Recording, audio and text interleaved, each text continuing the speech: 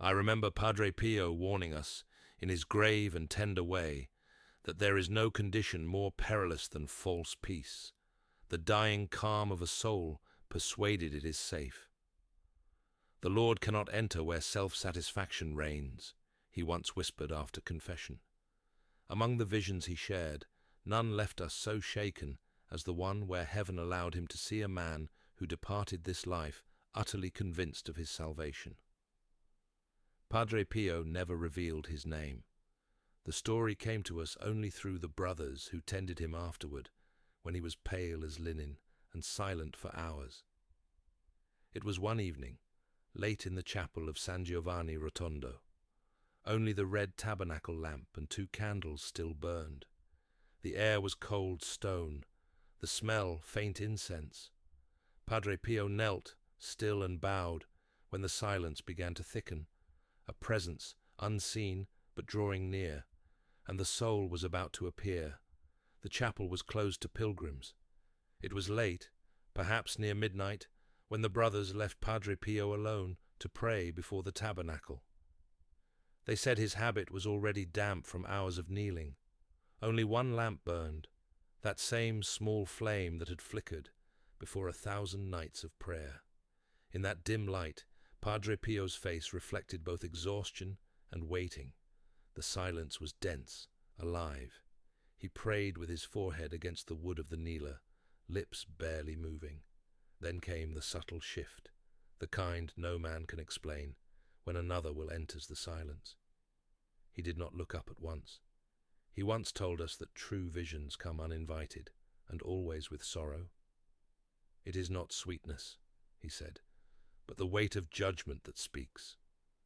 When he raised his eyes, before him stood the figure of a man, ordinary, calm, yet luminous with self-certainty, as though even death could not disturb him. Padre Pio knew the type, the pious and respectable, church-going, charitable, even admired. Through interior light, he saw the man's life like pieces of glass, kneeling at Mass, leading rosaries, funding restorations. His lips moved with prayers learned long ago, automatic, precise. The friar who recorded Padre Pio's words later wrote, "The saint's eyes filled with unspeakable pity. He looked at that familiar show of religion and saw no heart, only habit." The man smiled quietly. "I served God all my life," he said inwardly, yet his thought was pride, not gratitude. The saint's breath slowed. Behind that confidence, he sensed an emptiness. The great silence of grace refused. Even the flicker of the lamp trembled, as though the air itself recoiled. To know one's faith with the mind alone is not salvation. It is a shell that the soul builds around its fear. For a long time, neither moved. The kneeler creaked beneath Padre Pio's weight. The man remained standing, hands folded like a statue. The friar watching later said that Padre Pio's lips formed silent words of reparation, an instinctive prayer for the one before him. In the vision, time did not follow, human order. Faces, voices, confessions, all passed before him like reflections across water.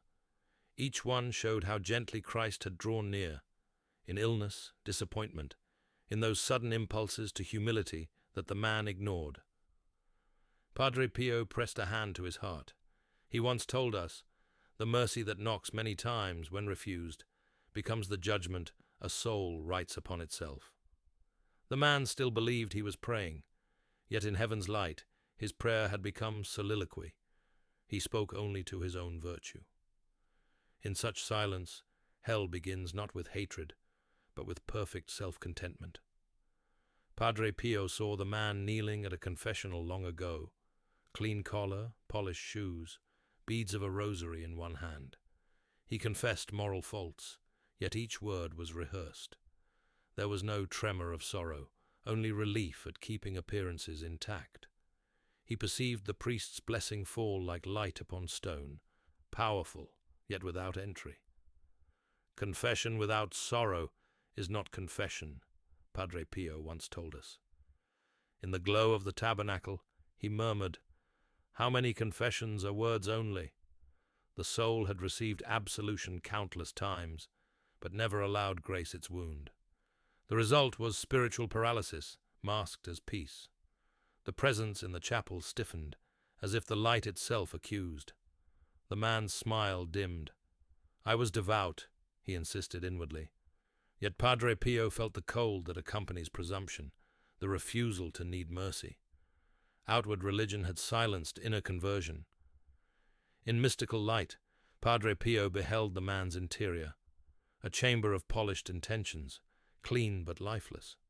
On one wall hung images of good deeds, gifts to the poor, hours in church, the saints' names memorized. But at the center, no image of Christ. The friar would later note, Father said the soul's brightness was of self-love, a sheen without warmth. The saint whispered, Who are you when no one sees? The figure wavered, proud yet uneasy. I never hurt anyone, came the answer. But in divine truth, indifference is not innocence. The man's heart had always measured holiness by comparison, better than others, punctual at prayers. He had never wept for love of God. For a moment, the tabernacle light dimmed, and what remained was the cold gleam of self. The weight of unseen truth filled the air. As the vision deepened, fragments of the man's life brightened and faded inside Padre Pio's awareness. A funeral, where he whispered gossip, a poor neighbor forgotten, prayers said with mechanical haste. Grace had whispered in all these moments, Come closer, admit your need. Yet the man had always answered, I am fine, I do enough. Padre Pio's face grew pale. The friars would later find him trembling. He saw not evil deeds, but the slow corrosion of love. The Lord's light did not accuse in violence, but unveiled truth fully. Mercy, when despised, becomes unbearable to behold.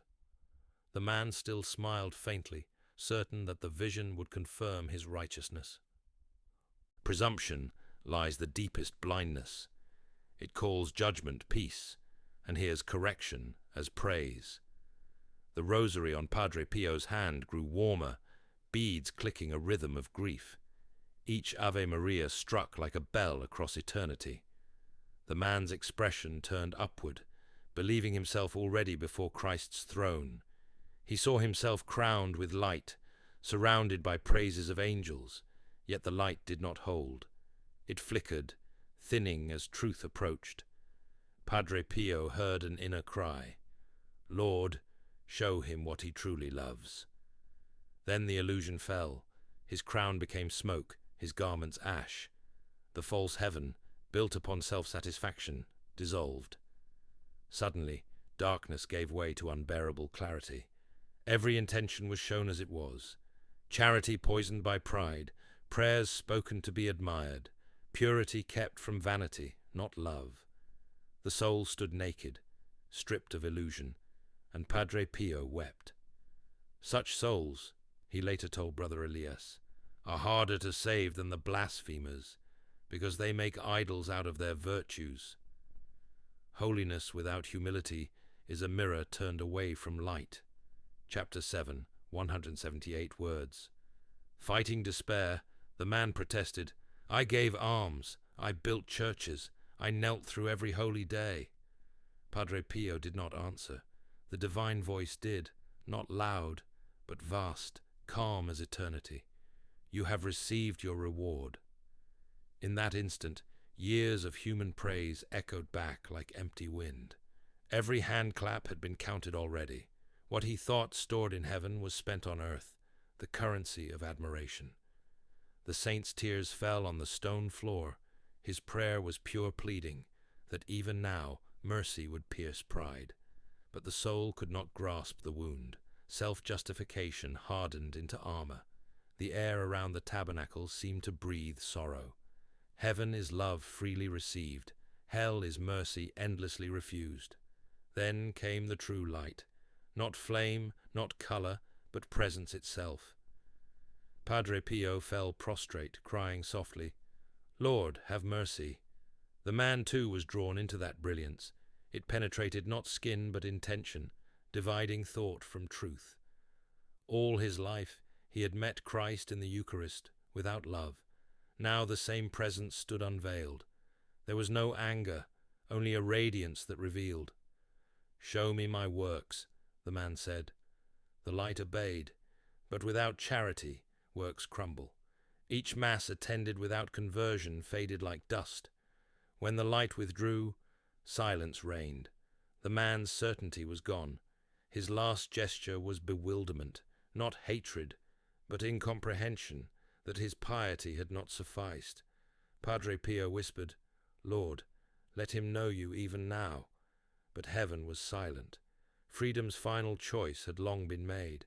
When the presence departed, Padre Pio remained kneeling, motionless.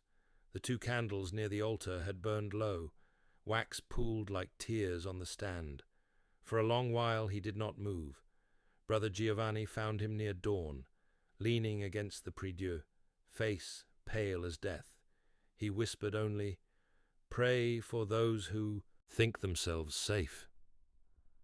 Later, during the morning mass, he wept quietly at the consecration. Some said they saw a faint wound reopen on his side. When asked about it, he said simply, "The wound of souls closed to mercy." To see judgment is to be wounded with divine sorrow. It is not curiosity, but crucifixion of compassion. The friars noted that he carried unusual heaviness for several days, pleading rosaries for the lukewarm. In his heart he repeated the same word, return. Years later, Father Alessio told what he had witnessed that night. Padre Pio had declined supper, saying only, "Someone will come." After the vision, he could barely stand, whispering, "Do not play with grace." The friar recalled how Padre Pio pressed his hands over his eyes, as though he could not bear human light. "Brother," he said, "among all sins, presumption is the coldest. It shuts the door from inside." In the friary corridor that smelled of candle wax and wool garments, the brothers prayed compline. Padre Pio remained behind in the chapel, murmuring through his rosary again. That same small flame before the tabernacle had burned through the night. Each bead he drew was a cry for souls who imagined confession a routine and charity a ledger. The saint's suffering was another form of mercy. Even now, the chapel of San Giovanni Rotondo holds that night's weight. Pilgrims kneel before the same stone steps Padre Pio marked with his tears. The lamp still burns, not brighter, not dimmer, simply faithful. Some of us friars would linger there after compline, feeling that peculiar silence, as though judgment had never fully left. The air itself remembers humility. Padre Pio once said, "The Lord hides his fire in these poor lights." Perhaps that lamp witnessed both presumption and mercy, 2 flames that never mix. When pilgrims ask why the saint prayed so long in pain, I tell them, he had seen the infinite distance between external religion and burning love. That distance is measured not in sin, but in indifference. Every candle we light now is an answer to that darkness, a plea to burn with truth, not appearance. The friar who records this testimony writes with hesitation. The story wounds patience itself, yet Padre Pio wished it to be told for the living. In the chapel at dawn, the tabernacle lamp still trembles. Its flame no longer warns, it begs. Beneath it lie the same cold stones that received the saint's sorrow, silent witnesses to the judgment of a soul that would not be saved by appearances. Who knows how many sit next to us at Mass, confident like that man, while heaven waits to be admitted.